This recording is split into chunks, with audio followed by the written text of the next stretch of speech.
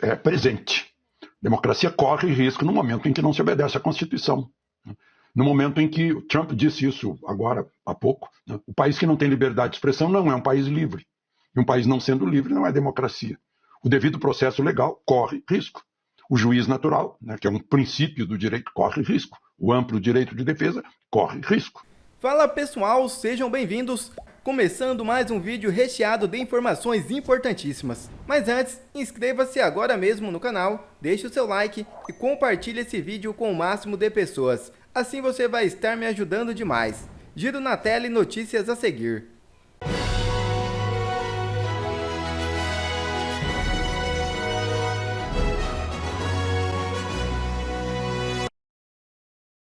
Gustavo Lima planeja encontros com Lula e Bolsonaro para entender os problemas do Brasil.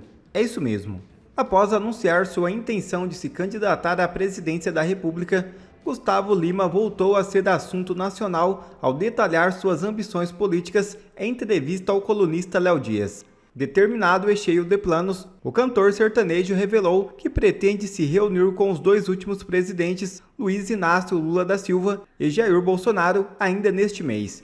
O objetivo, segundo ele, é entrar de cabeça e alma para discutir os principais desafios do país com os líderes que comandaram o Brasil nos últimos anos. O comentário é com vocês. Edmundo Gonçalves diz que estará na Venezuela para tomar posse por qualquer meio que seja necessário. Por qualquer meio que seja, vou estar lá. Veja o vídeo. Muy complacidos por el recibimiento que hemos tenido, la compañía de los venezolanos y de muchos otros que han estado en estas horas aquí en Buenos Aires con nosotros, expresándonos su solidaridad y la solidaridad del pueblo argentino para con Venezuela y que están comprometidos en esta lucha con nosotros. Sabemos que están pidiendo recompensa por su captura desde el gobierno de Maduro. ¿Cómo tienen previsto ingresar al país tras este pedido? Por cualquier medio que sea, voy a estar allá. Y de parte del gobierno, Gerardo, ¿qué tipo de seguridad le pueden dar, le pueden brindar o apoyo de parte del Ministerio de Seguridad? Tienen todo el apoyo de la Argentina, porque nosotros queremos ver una Venezuela libre. Alexandre Garcia dá lição sobre democracia. Um país que não tem liberdade de expressão não é um país livre. Para o jornalista Alexandre Garcia, a democracia corre risco no momento em que não se obedece à Constituição. Para tanto, ele recorre ao que disse o presidente eleito dos Estados Unidos, Donald Trump. Abre aspas, um país que não tem liberdade de expressão não é um país livre. E concluiu, um país não sendo livre não é democracia. Fecha aspas. Veja o vídeo. É presente. Democracia corre risco no momento em que não se obedece à Constituição. No momento em que Trump disse isso agora há pouco, o país que não tem liberdade de expressão não é um país livre. E um país não sendo livre não é democracia. O devido processo legal corre risco. O juiz natural, que é um princípio do direito, corre risco. O amplo direito de defesa corre risco. Não ter inquérito sem a iniciativa do Ministério Público também é algo que faz com que a gente olhe que democracia é essa. Então, nesse momento, a democracia sozinha não precisa de atalhos, não precisa de exceções. Assim como o mercado, ela tem seus próprios meios para anular perigos de golpismo, para a gente usar a palavra, quando houver realmente golpismo, quando houver realmente tentativa de golpe. Então, claro que caiu do céu essa pesca, fishing expedition, essa expedição de pesca em celulares, em que 2 ou 3 trocavam ideias malucas, pensando que iam resolver os problemas do país com essas ideias malucas. Não, a gente resolve os problemas do país com a democracia, com respeito à Constituição, ao devido processo legal, com liberdade, porque a liberdade é que anula a falsidade. A liberdade de expressão, a verdade esmaga a falsidade. Então, não precisa censura. Censura não é democracia. Então, no momento em que se proíbe, se restringe, ao contrário do que diz a Constituição, no artigo 5º, no artigo 220, é vedado todo e qualquer tipo de censura. Os parlamentares, deputados, senadores, são invioláveis por quaisquer palavras. Infelizmente, a gente tem que repetir o óbvio aqui. A Constituição é a lei suprema. Essa é a lei suprema que tem que ser obedecida, ao pé da letra, né? Ipsis literis.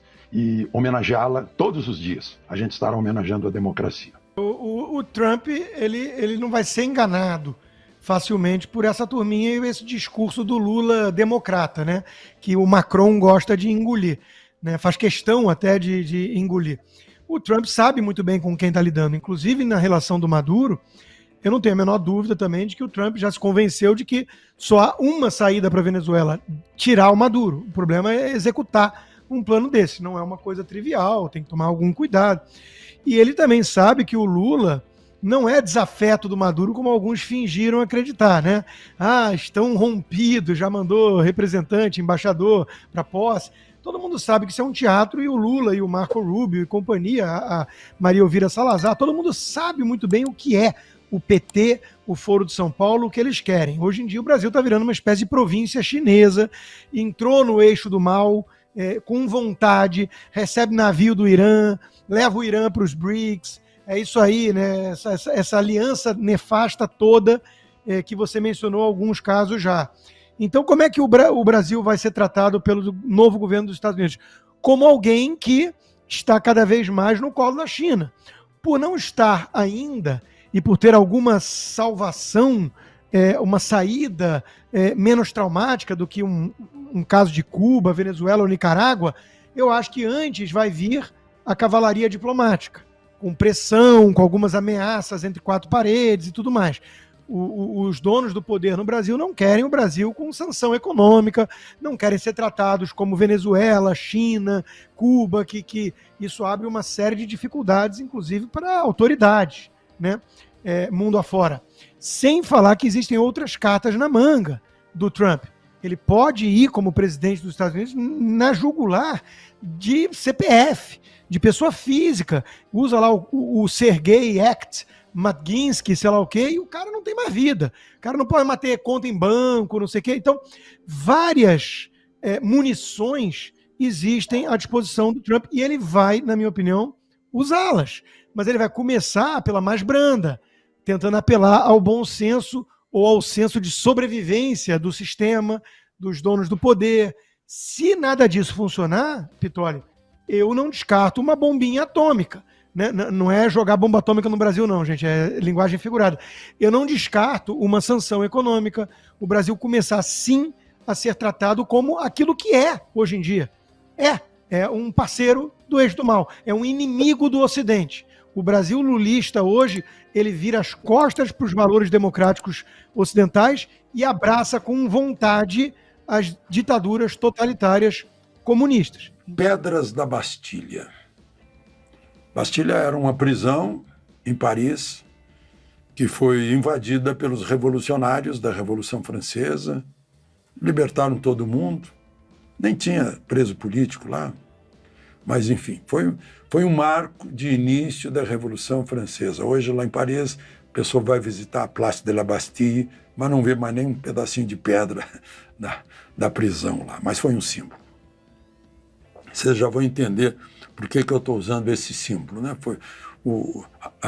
Os revolucionários derrubaram a monarquia, guilhotinaram a monarquia. Lá na França mudaram o regime, influenciaram os americanos, né?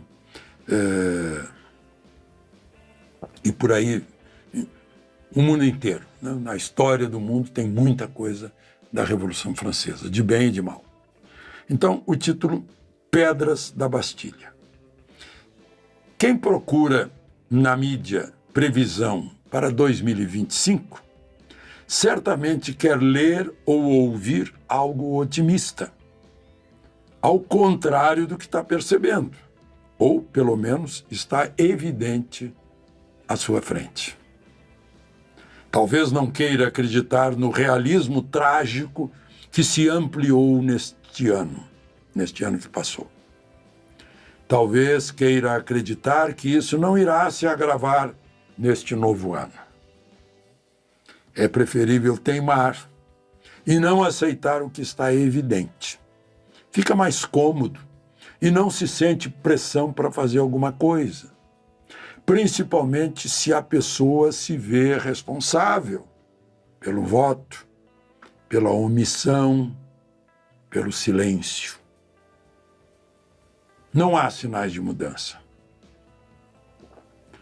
Não se pode falar em mudança de rumo, aliás, quando não há rumo.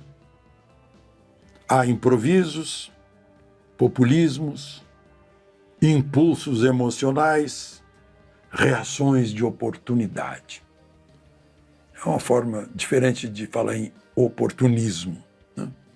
É aquilo ali, não tem objetivo, planejamento, vai empurrando, um dia depois do outro. Tomara que esqueçam o passado para não cobrarem o futuro. E é o que a gente está vendo. Uma certa perplexidade, até dentro do governo, que certamente quer acreditar que tudo vai bem, ou quer nos fazer acreditar que tudo vai bem, quando a gente sabe que a picanha não chegou. Mas não é só a picanha, tem salário mínimo subiu 7,5%, mas o dólar subiu 27%. A mesa de Natal subiu 10%. E a inflação será mesmo de menos de 5%? Bom, dizem que só se mudam rumos quando a economia der sinal de falência. Mas vai se postergando a cada overnight, né, a cada dia, sem saber se já foi ultrapassado o ponto de não retorno. Porque chega um ponto que não dá mais para voltar atrás. No câmbio, na dívida pública, no controle da inflação, nos juros, tudo gerado por excesso de gastos do governo. Aqui entendido o governo como 3 poderes. O governo são os 3 poderes. Gastos desenfreadamente, sem responsabilidade, sem dó do pagador de impostos. Bem diferente dos tempos de Paulo Guedes. E não há esperança de adotar um modelo cujos resultados sejam benéficos para aquele a quem o Estado serve.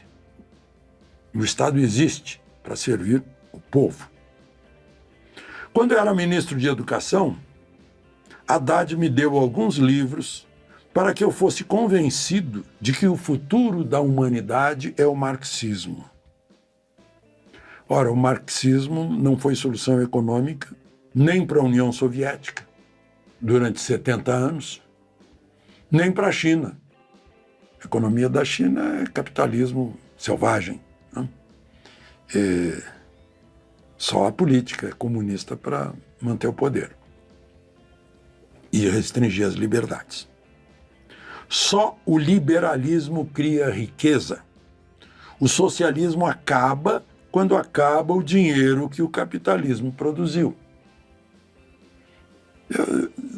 Muitos atribuem à senhora Thatcher, eu acho que ela disse isso, mas isso já vem de longe. Eu acho que os austríacos já diziam isso, os da Escola de Chicago já diziam isso, os grandes economistas, né? Socialismo só é bom enquanto tiver dinheiro produzido pelo capitalismo, porque não cria riqueza para ser distribuída, né? É aquela coisa assim, eu estava vendo hoje um kibbutz lá em Israel, né? O kibbutz começou que era assim, marxismo, né? Você não tem necessidades, você vai receber só aquilo que serve para você sobreviver e vai produzir só aquilo que serve para sobreviver. Então não há ganho, não há lucro, não há excesso para comercializar, não há aquela máquina que gera emprego, gera riqueza e vai num crescendo, que é o mercado livre. Se não for transparente, não é para você. O Congresso Nacional de Representantes do Povo e dos Estados não está, em boa parte, à altura das expectativas de seus mandantes. Muitos mandatários ainda se prendem ao vício de se julgarem juízes daquilo que seja bom para o povo. esse vício inclui a prioridade do que seja bom para o próprio representante. Primeiro, eu, né? Seus interesses e seu grupo. As demandas reais não entram nos plenários, que se perdem em discussões distantes dos interesses nacionais. Parecem isolados da realidade e omissos às necessidades de reduzir gastos públicos e impostos e de ter serviços públicos realmente eficazes. Vocês viram que eu disse que governo são os três, né? Agora eu falei do legislativo. O legislativo também tem que cumprir o juramento de defender a Constituição, não é isso? Isso repousa muito sobre o Senado, o peso disso, do cumprimento desse juramento. O terceiro poder, que não tem voto da representação popular, sobressai por sua militância política com a Suprema Corte. Há juízes que mais parecem políticos sem mandato. De guardiões da Constituição, se transformaram em constituintes ad hoc, ou seja, constituintes ali para realizar uma determinada tarefa. Aí mudam a Constituição, chegando ao cúmulo de julgarem eles mesmos réus de ameaças e injúrias recebidas por eles. Isso não é juiz, né? Isso é vingança. Quando o juiz julga o seu agressor, isso não existe, né? Não existe. Não é do sistema judiciário, não é do juiz. A inviolabilidade parlamentar por quaisquer palavras, a vedação a toda e qualquer censura e a liberdade de expressão sem anonimato viraram letra morta. Está lá na Constituição, mas não saem de lá, em muitos casos. O último parágrafo. Tudo isso, nos três poderes, não contém sinais de uma sensata mudança radical no ano que se inicia. Ao contrário, a falta de humildade para reconhecer erros só amplia ainda mais as consequências. O pior é que pagam todos, menos os que são pagos por todos, porque têm mordomias. Para o executivo, a culpa é dos outros. Para o legislativo, nem é culpa deles. Para o topo do judiciário, são exceções para se proteger de uma exceção. Estamos protegendo a democracia. Estamos punindo os atos antidemocráticos com decisões fora do devido processo legal. Como é que se firma um poder assim? Estão se pulverizando. Como o ministro Fux disse algumas vezes, é uma ação deletéria. E vamos viver mais um ano de propaganda enganosa, de uma elite estatal estatizante que vive a fantasia de que somos uma clientela passiva e pagante. Aí a última frase. Dá calafrios imaginar que podem estar erguendo, pedra por pedra, uma Bastilha. De Brasília, Alexandre Garcia. Quer ver mais conteúdos como esse? Então inscreva-se agora mesmo no canal e ative o sininho das notificações. Assim você não perde mais nenhum conteúdo que é postado aqui no canal. E também já deixe o seu like para o YouTube ajudar a divulgar o nosso trabalho. Fico por aqui e que Deus abençoe a todos. Brasil acima de tudo e Deus acima de todos.